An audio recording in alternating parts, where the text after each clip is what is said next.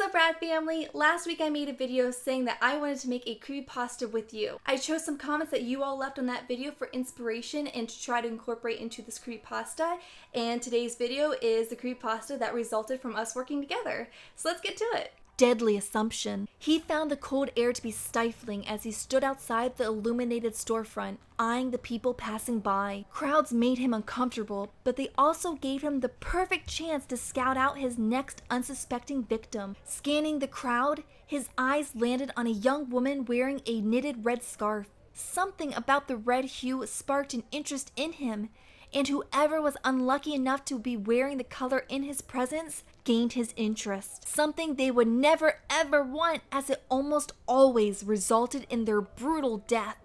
Extending his clipboard, he approached her with a tight-lipped smile. Hello there. I was wondering if you'd be interested in signing a petition to save our forest. The words were well rehearsed, but he couldn't contain his nerves and spoke while tugging at his blonde strands. He had absolutely no interest in preserving Mother Nature. This was his tactic to gain the names and addresses of those he planned on adding to his collection. The girl, noticing his shaggy yellow tresses, responded with a smile and nod. Sure thing. Writing down her information, the giddiness began to creep into him. The icy air was no longer heavy with the anxiousness of finding his next prey. It was now invigorating with the smell of a hunt. Thank you for joining our fight. Have a nice night.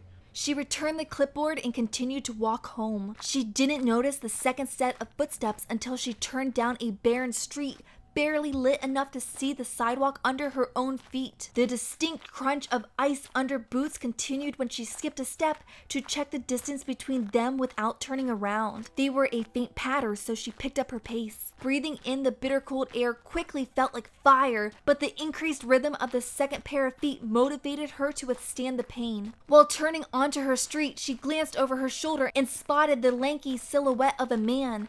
From lack of light, she couldn't see his face, but she got this overwhelming feeling it was the same man from minutes before. Turning her gaze forward, she began to sprint towards her home. It was when she reached her front gate that she realized the ominous footsteps could no longer be heard. Snapping around and pressing her back up against the door, she was met with a silent street and no one in sight. Walking inside, she locked the door behind her and immediately pounced onto her bed, pulling the covers over her. He had begun to follow her for the thrill of the stalk, and when she quickened her pace, so did his heartbeat.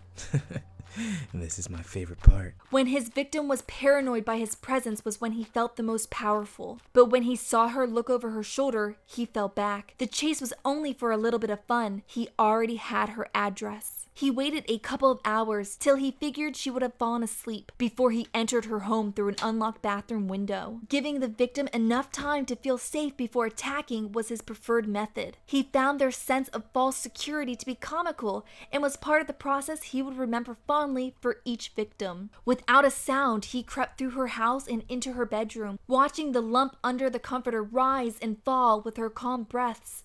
He relished in the thought of what was to come next. Only he didn't know his plan this time had a fatal flaw. He expected she was like his typical victim, innocent and unsuspecting. What he didn't pick up on, probably because he was so self-centered and preoccupied with nerves, was that she had been scoping the crowd out as well, and she had spotted him first. When he went to pull back the covers, he was met with her wild grin and small hands clutching a sharpened knife. Stepping back from shock, she leaped into the air and plunged the blade into his heart with a menacing giggle. As he laid there dying, she clipped off a few strands of his golden locks, dipped a white ribbon into the growing pool of his blood, and tied the hair together with it in a sadistic bow. His eyes followed her as she reached into her closet, pulling out an old wooden box and placing his hair into it like a prized trophy. His eyes widened when he saw her closet was filled with similar boxes. Struggling to stave off the succumbing darkness,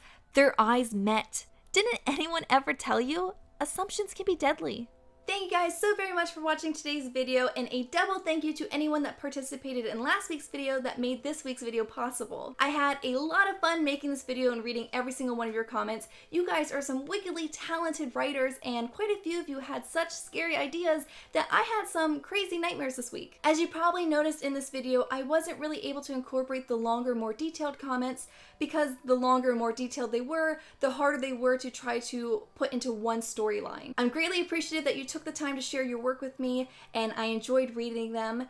And since I had so much fun making this video and reading all of your comments, I definitely want to make this more of a frequent series. So next time we do a video like this, if you can make your comments the shorter or more general, the better, because that means the more of your comments I can incorporate into the story. I also want to give a quick thank you to KSic from Beanie Brothers for lending his voice for the character of the story. If you're already subscribed or you're not subscribed to Beanie Brothers, now is the time to do so because they're coming back this month and they're going to bring some major laughs this year. If you like this video, please give it a big thumbs up so that I know you liked it and I can make more videos that you like. And if you're not yet part of this fantastic community, well, what are you waiting for? Hit the subscribe button and join today. Until next time, bye!